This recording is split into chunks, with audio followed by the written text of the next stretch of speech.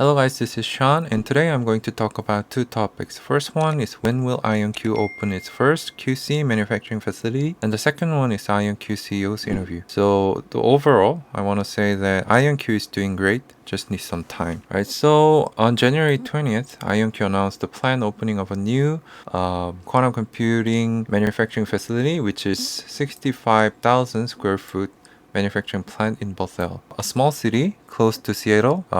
Only takes 20 minutes drive to Seattle, and it will host R&D and manufacturing teams. And another news that came out recently is that the IonQ spokeswoman told that it is taking over the first two floors, as I expect, of the whole building, and it was a former AT&T data center. And as you already know, the manufacturing facility will host the quantum data center, so it will use the existing infrastructure, which allows IonQ to reuse much of the building's existing infrastructure. And IonQ anticipates the facility to open during the first half of 2024.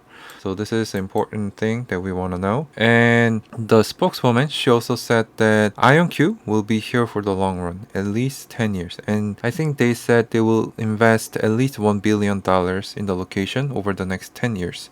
And I expect that money comes from the QC sales, which will be happening pretty soon. And Peter Chapman, CEO of the IonQ, he is already working from the Seattle area. So we see how important the Seattle area is to the IonQ. And first, QC system sales, the CFO of IonQ, Thomas Kramer, he mentioned this, I think, 2 or 3 times already. It will happen between next 12 to 18 months. So I could expect that the actual quantum computer sales will be happening from 2024. And we know that the factory opens in 2024 first half, right? So we could also think that QC sales will be happening in the second half of 2024. As many of you already know, there will be 16 to 1 error correction, which means using 16 physical qubits to realize 1 logical qubits.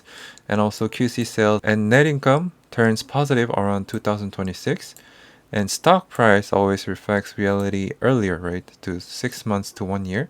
So I expect the IonQ stock price to soar around 2025. So maybe we'll see the $26 again sometime during 2025. Possibly in the late 2025 when the IonQ is showing the real revenue and will show the quantum advantage. So from their technical roadmap, we can see that in the 2025, there's a small number in above the 64 AQ, which is the comment of having employing 16 to 1 error correction in coding. So the error correction will be applied around 2025. And also we know there's 3 phases for IonQ's roadmap. First one is error reduction by using the error mitigation techniques. This is lower technology, low level of technology than the error correction, but they're applying this technology to the IonQ area, so they've already achieved the 25 AQ thanks to the error mitigation, and they plan to employ the error correction around 2025, which is the phase 2, and the phase 3 will be happening around 2024 of modular scaling, which means connecting many single QPUs by using the photonic interconnect, which is using optical devices and optical fiber to make many chips, connect them and making them to work as a one big quantum computer. And also from their early years financial data, they expect to turn the net income to positive around 2025 and 2026.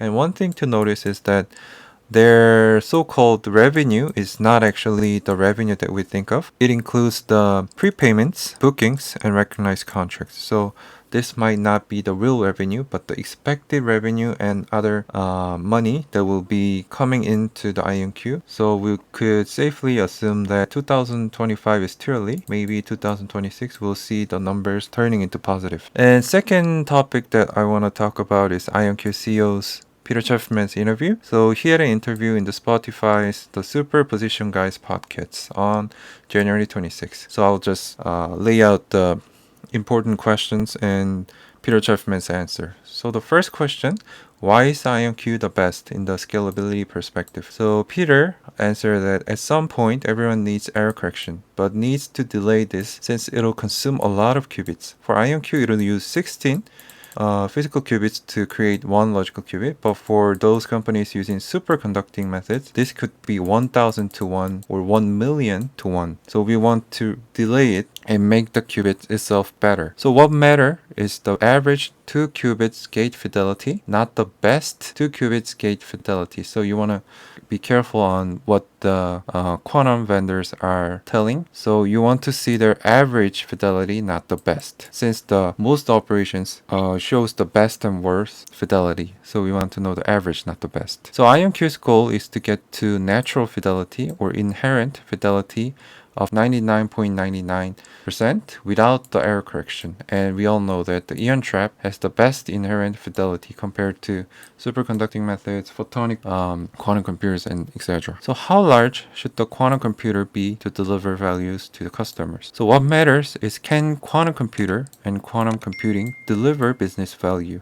And he mentioned that we are already seeing values in machine learning, and we'll talk about this a little bit more in the later portion of the video. And how can you compete with the competitors with great advantage, such as IBM, Google, Honeywell? Those companies have full stack, a lot of consultants, and big ecosystems. So Peter mentions that everyone knows IonQ's QC is performing the best, so everyone makes all software compatible with IonQ's hardware. So the compatibility is really important. And what do you think of the customers afraid to work with the quantum vendors because they do not have the application-specific expertise? So no one can be great at everything. So IonQ is focusing in the field of machine learning.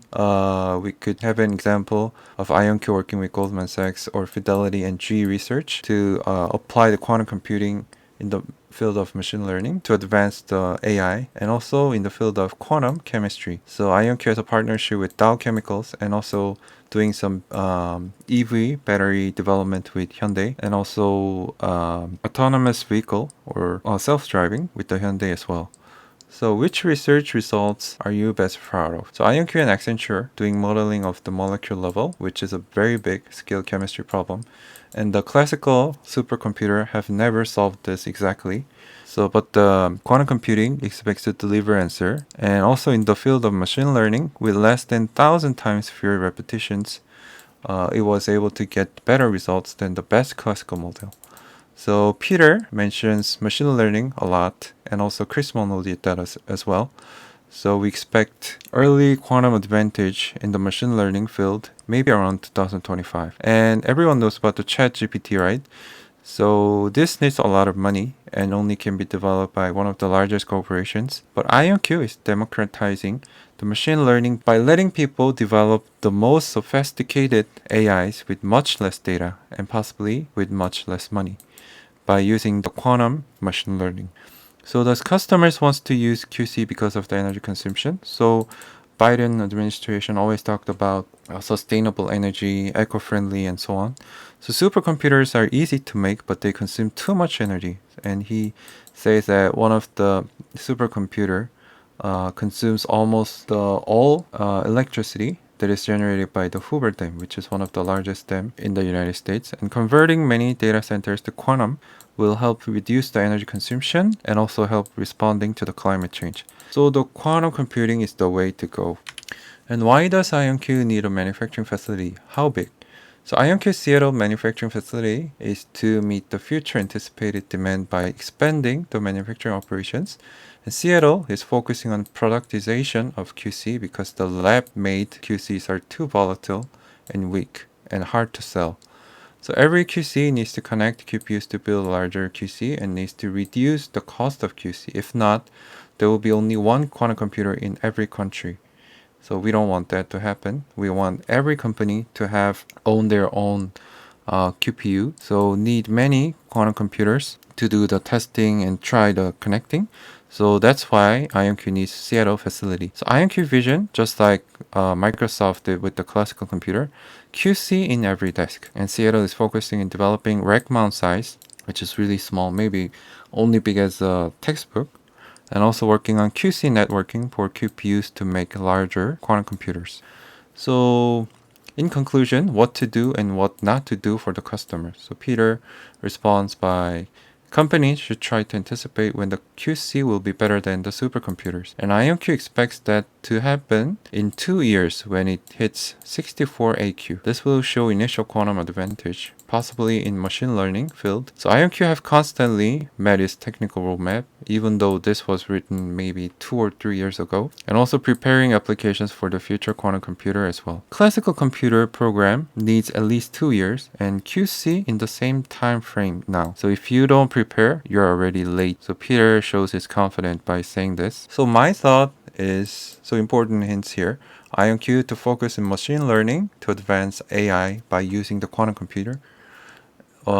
Few partnerships with Goldman Sachs, Fidelity, and GE Research, also in the financial fields, and risk analysis with GE, and also in the quantum chemistry, Dow Chemicals, Hyundai. With Hyundai, IonQ is doing the developing self-driving and also developing better and more safer batteries for the EVs. So I expect largely on this as well. And classical computers consume too much energy, so QC is the trend and it's the way. So IonQ will show the prototype of 2 QPUs connected during 2023, and this will be actually used in the IonQ quantum computer, will be commercialized around 2027. So it'll show initial results sometime during this year. Even though IonQ set their technical roadmaps a few years ago, it's constantly meeting its goals. So this matters. And 64 AQ in 2025 will make difference. So I believe this.